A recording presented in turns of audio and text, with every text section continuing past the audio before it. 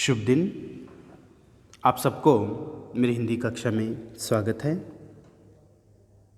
मैं professor PM तांबट, KLE मलगोड़ा वाणिज्य महाविद्यालय रायबाग से।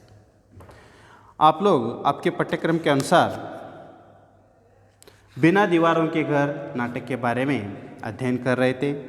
इसमें प्रथम अंक में पहला दृश्य और दूसरा दृश्य दोनों अध्ययन कर चुके हैं। अब द्वितीय अंक में पहला दृश्य के बारे में आज अध्ययन करेंगे। तो इसकी कहानी इस प्रकार यहाँ पर नाटक की कथा वस्तु रहती है। ध्यान से सुनिए और इसके लिए नोट्स तैयार कीजिए, एग्ज़ाम के लिए तैयारी कीजिए। तो पहला दृश्य है दूसरे अंक में से। कुछ दिन बाद अजित का वही ड्राइंग रूम, यानी पहले जो पहला दृश्य में था वही ड्राइंग रूम, समय संध्या के 6 बजे। शोभा कॉलेज के क्लर्क के साथ बैठी हुई बातें कर रही है उसी ड्राइंग रूम में। वह कागज लिए हुए कुछ लिख रहा है। शोभा के सामने एक डायरी खुली हुई रखी है, यानी शोभा एक डायरी खोलकर बैठी है। उसके साथ कॉलेज का क्लर्क भी है, वो कुछ लिख रहा है और शोभा उसे बता रही है। और संध्या के 6 बजे अजित का वही ड्राइंग रूम। तो शोभा बातें करती है, तो आपने सब लिख लिया मिस्टर चौधरी? क्लर्क कहता है, यानी क्लर्क चौधरी है वहां पे। चौधरी कहता है, आप कहें तो एक बार फिर से पढ़कर सुना दूं? तो शोभा कहती है, नहीं, उसकी क्या जरूरत है। ऑर्डर ऑफ इंडिया वह फर्स्ट वाले को दीजिए।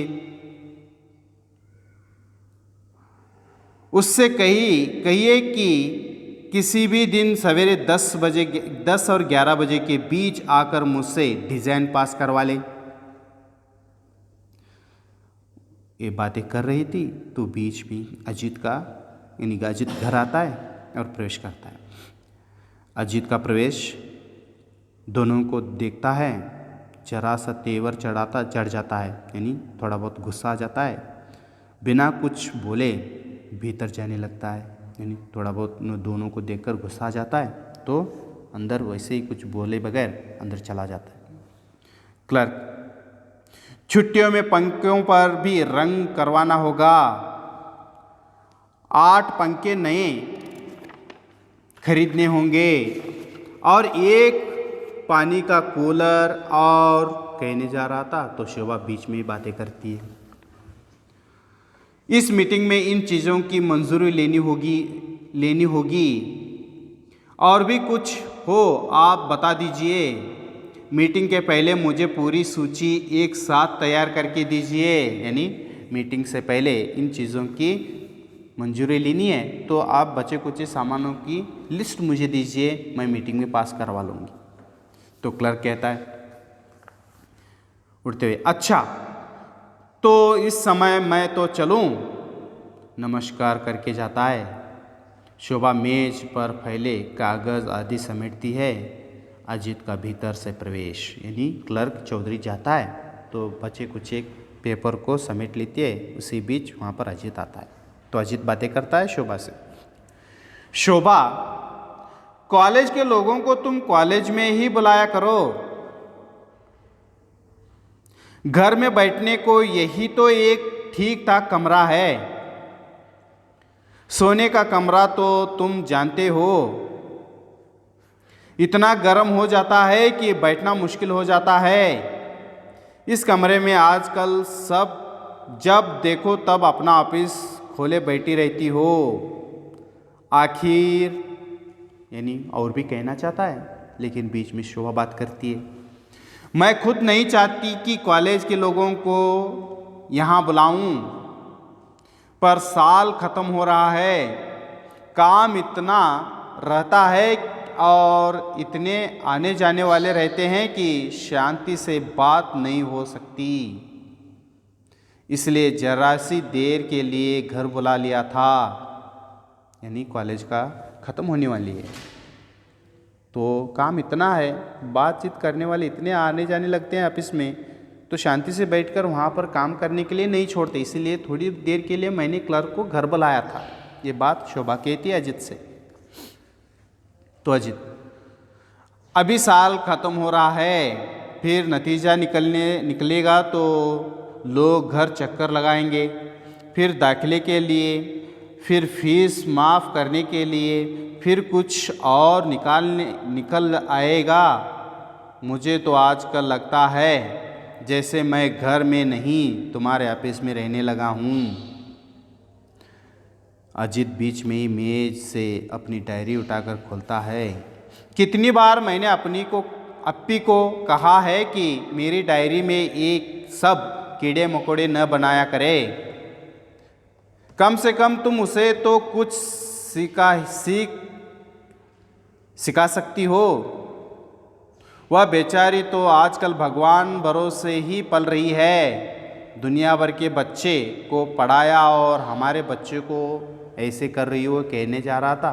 तो शोभा बीच में ही कहती है, ताने मारने में आपको कोई विशेष आनंद आता हो तो ठीक है, लेकिन इतना जान लीजिए कि मेरी सहन शक्ति भी एक सीमा है।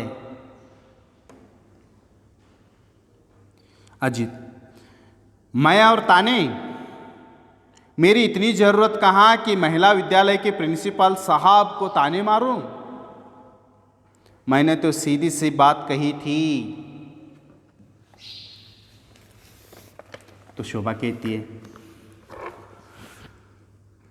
जैसी सीधी बात आप पिछले कुछ महीनों से कर रहे हैं, क्या मैं समझती नहीं? मैं जानती हूं कि मेरा प्रिंसिपल का काम लेना आपको भाया नहीं, इन्हें अच्छा नहीं लगा, पर एक बार तो आपने मुझे समझने की कोशिश की। क्यों आप इस काम के खिलाफ हैं? तो अजित कहता है, तुम्हें भी अपना कोई जरूरी काम करना होगा, मुझे भी कुछ करना है। बेहतर होगा हम इन सब फालतू बातों में अपना समय जाया न करें, बर्बाद न किया करें। तो शोभा कहती है, यदि सचमुच ही ये सारी बातें फालतू होती तो न तो आप यूं अपना संतुलन खो बैठते, न मैं ही इन्हें इतना मूल देती। आप मुझे बताते क्यों नहीं कि मैंने एक अच्छी नौकरी लेकर आखिर ऐसा क्या गुनाह कर दिया है? मान लीजिए आज आपको एकाएक ऐसी जगह मिल जाए जिस तक पहुंचने के लिए वैसे आपको शायद 10 साल लगेंगे, तो आप नहीं ले लेंगे? लेकर नहीं प्रसन्न होंगे? आपने अपने को उसके लायक सिद्ध करने के लिए जी जान नहीं जुटाएंगे? शोभा कहती है। तो अजित कहता है, सीधी नज़रों से शोभा को देखते ही फिर बड़े सी संयत और आवेशहीन स्वर में, जरूर जुटा दूंगा, पर शोभा मेरी बात थोड़ी सी भिन्न है। एक तो मैं अपने काम से यूं ही बेहद असंतुष्ट हूँ, इसलिए मुझे मौका मिला तो जरूर ले लूँगा। फिर भी यदि उस काम के लिए मुझे अपने घर, अपनी बीवी और अपनी बच्ची की कीमत चुकानी पड़े तो शायद मैं 10 बार सोचूंगा, क्योंकि मैं किसी अच्छी नौकरी की कामना केवल इसलिए नहीं करता हूँ कि तुम लोगों को और अधिक आराम से रख सकूं। तो शोभा कहती है, तो तुम क्या समझते हो कि मैं तुम लोगों की कीमत पर यह काम कर रही हूँ? तो अजित कहता है, मुझे तो ऐसा ही लगता है। तो शोभा, कारण भी मुझे ही बताना होगा। तो सुनो, स्वर में हल्का सा आवेश आ जाता है। मैं चाहता हूँ मेरा घर हो, कोई ऑफिस या होटल नहीं। थका मांदा थका हुआ ऑफिस से लौट कर आऊँ तो मेरी भी इच्छा होगी कि मेरी पत्नी बात में बीच में ही वो बात छोड़कर, पर यहाँ तो जब भी आऊँ ये सुनने को मिलता है अभी मीटिंग में गई है या कि इतनी ज़रूरी काम है कि उन्हें बात तक करने की फुर्सत नहीं है। तो शोभा गुस्से बढ़ाकर कहती है, और कुछ?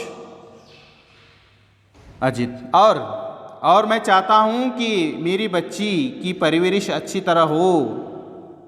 देख रहा हूँ धीरे धीरे उसका तो सारा ही भार जीजी पर चला गया। जीजी उसे अच्छी तरह देखती हैं, पर क्या सोचती होंगी वे भी मन में। उसके प्रति क्या कोई फर्ज नहीं है तुम्हारा? एक बच्ची है, पर तुम्हें उसके लिए भी फुर्सत नहीं। बड़े बड़े काम हैं तुम्हारे सामने, करने को तुम नहीं करोगी तो देश सरातल यानी पीछे हो जाएगा। शोभा बहुत ही शांत स्वर में, एक बात पूछूं? आपको घर का इतना ख्याल है, जीजी का इतना ख्याल है, अपनी और अपनी बेटी का इतना ख्याल है, पर कभी मेरे भी ख्याल किया है आपने? कभी मेरी भावनाओं को भी समझाने की कोशिश की है आपने? मेरी अपनी भी कुछ आकांक्षाएं हैं, अपने जीवन के कोई स्वप्न हैं। इस घर की चहरदारी के परे मेरे भी कुछ कोई अस्तित्व है, व्यक्तित्व है, और मैं चाहती हूँ कि यानी कुछ मेरे भी अस्तित्व हैं, आशाएं, आकांक्षाएं, सब कुछ है। कि मेरे बारे में सोचा है? ये बात शोभा कहती है अजित से। अजित, सच बात ऐसे ही तक लेनी बुरे लगते हैं, आदमी तिलमिल जाता है। तो शोभा कहती है,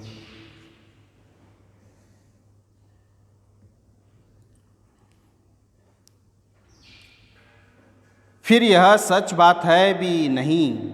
मैं खुद जानती हूँ कि जब घर बसाया है, बच्चे को जन्म दिया है, तो मेरा पहला कर्तव्य उनके प्रति है, पर अपने इस कर्तव्य को भी बरसक पूरा कर सकती हूँ।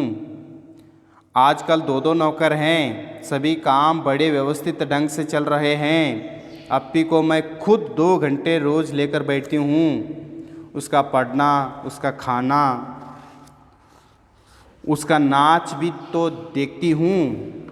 और जहाँ तक आपका प्रश्न, तो अजीत बीच में ही बातें करता है, मेरी बात तो तुम छोड़ ही दो। ऑफिस से आया तो देखा यहाँ तुम्हारा ऑफिस खुला हुआ है। भीतर जाकर देखा तो नौकर अप्पी को लेकर पार्क गया है, तो दूसरा सामान खरीदने। जीजी नहा रही है, एक प्याला चाय तक कोई व्यवस्था नहीं। बैठकर नौकर का इंतज़ार करो, मानो यह घर नहीं होटल है। हाथ में सिगरेट मसल कर रखदानी में डाल देता है और कोट कंधे पर डालकर एकदम बाहर निकलने लगता है। तो शोभा बातें करती है, बाहर कहाँ चले, मैं चाय ला रही हूँ। तो अजित कहता है, बाहर ही कहीं पी लूँगा, तो चला जाता है। शोभा कुछ देर तक बड़े व्यतीत भाव से देखती रहती है, फिर हथेली में सर टिकाकर आंखें मूंद लेती है। तो उसी बीच जयंत आता है।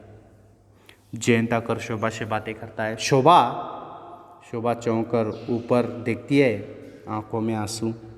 तो जयंत कहता है, यह क्या, तुम रो रही हो? तो शोभा कहती है, नहीं, यूं ही जरा। जयंत, बात क्या है? अजित क्या ऑफिस से आ गया? शोभा, आए थे, फिर चले गए। तो जयंत कहता है, कहाँ, क्या किसी काम से गए हैं?